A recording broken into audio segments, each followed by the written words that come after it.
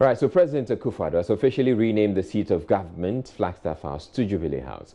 The seat of government built by President Kufuor was named Jubilee House, but was changed to Flagstaff House during the reign of President Evans Atta Mills. What do you make of this ping-pong development? It's of no need. They are just wasting our time. There are important issues in this country that they have to attend to, not changing of names. You see, so they have to raisen up, then do things right. People are suffering. People are suffering. Hospitals, schools, place to lay their heads, clothes, everything, duties, they have to manage the economy. Then stop changing of names.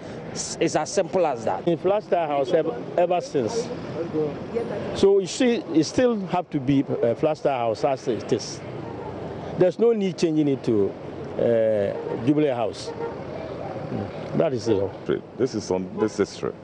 Because it was, at first it was a Flagstaff House. And it was changed to Jubilee House. That's the Golden Jubilee of Ghana anniversary. And another government came and they thought it should be the same Flagstaff House. That should be it. Okay, for me, I have no problem with that because that's their own perspective. The next government who come will also decide to change it. That's their own perspective. What matters is how the country will be ruled well and then we all live in accordingly. It's not about name changing. You can decide to change them several times, but it doesn't matter. Me, I don't care about that. I think it's not necessary because like this one come, he said he changed. Like this one come, he said he changed. I think it's not necessary.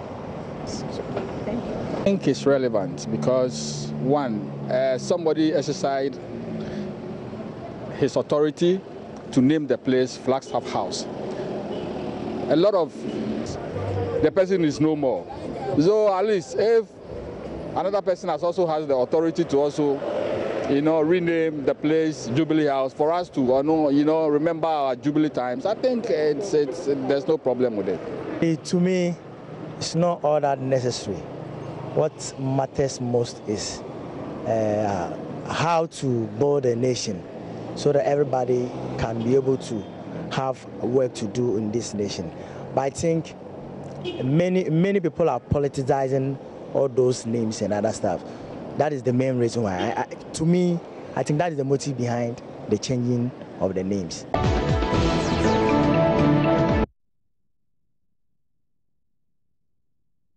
All right, so let's get on to Facebook and check out some of the comments you have been posting. Mustafa Yakubu says, we'll wake up one morning to a surprise that the name Ghana has been renamed. Adum Kateche says, in fact, I support him on this one because I cannot give birth to my own baby and allow someone else to do the naming ceremony to change his name. What NDC did for changing the edifice name is not right, and let's call a spade and not a big spoon.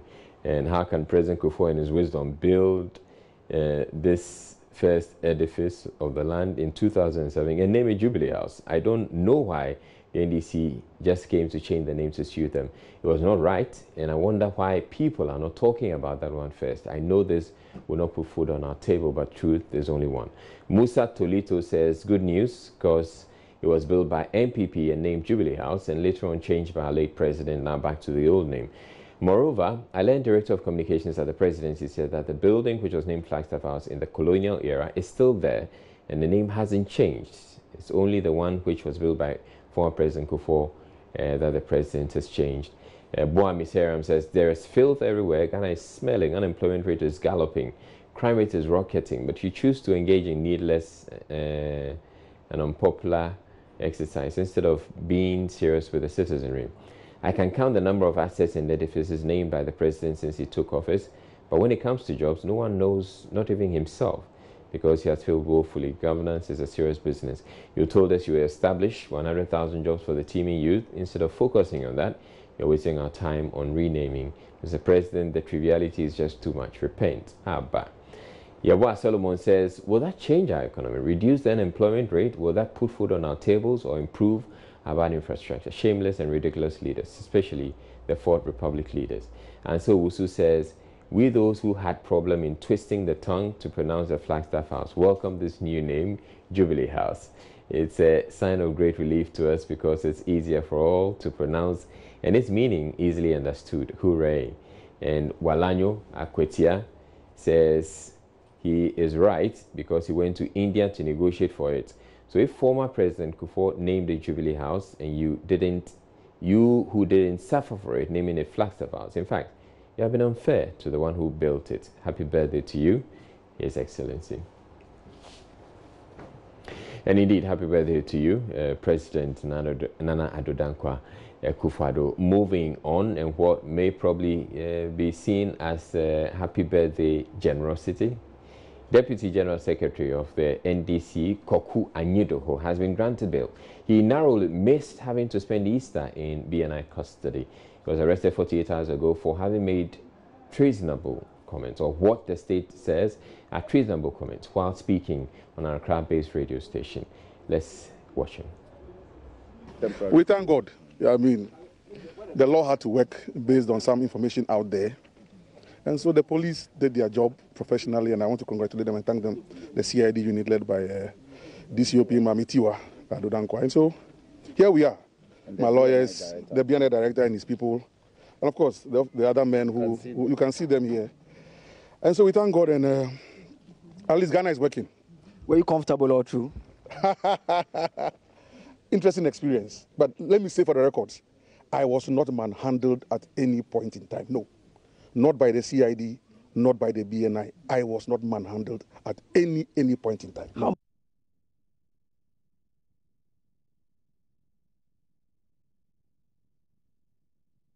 All right, so that exclusive interview that Joseph Akable had with Koku Anyidoho, the Deputy General Secretary of the NDC, is available on our Facebook page. You can watch it, and it's exclusive. It's the first time he spoke with anybody. I'm not sure he's actually spoken with anybody since he was granted bail or released on bail. Now, what do you make of the fact that he's been granted bail?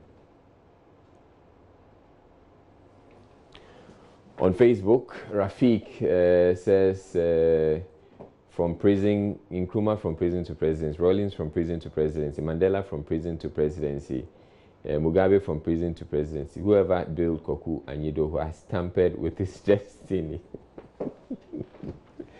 And there are 6 replies underneath it. I'm wondering what the people are saying in those replies. John B, was that idiot in prison? Then he comes like, is a cell the same as prison? And Rafiq then replies, no, but should have been imprisoned in order to fulfill his presidential ambition. Christine Opare, let's laugh it out. All right, let's move on. Sir Obama says, I'll sue the Ghana Police Service for releasing Koku Anyidoho prematurely. He should have spent more time in the dungeon. In hashtag Sajua. Suleiman Ayaya says the man has been granted bail, period. Indeed, we are under a rule of law. He should be mindful the way he speaks in public. Bawa Richard says, I'm still watching Animals Kingdom on TV. Any new developments? Does I care? I've got food to eat. Mustafa says, freedom of free speech. But freedom after free speech is what I cannot guarantee, says Idi Amin. A classic case of Nana Addo's government. Osei Champon says he will be written in the Guinness Book of Records that because of loose talk, he was remanded in police cells for 3 days. 2 days, actually. Neela Eugene says Koku stated the food was really good in there. You see, he was only thinking about his belly. Oh, no. And Josh Abibio says, pure nonsense. These NDC folks should be very careful. They do stuff arrogantly and feel it's cool.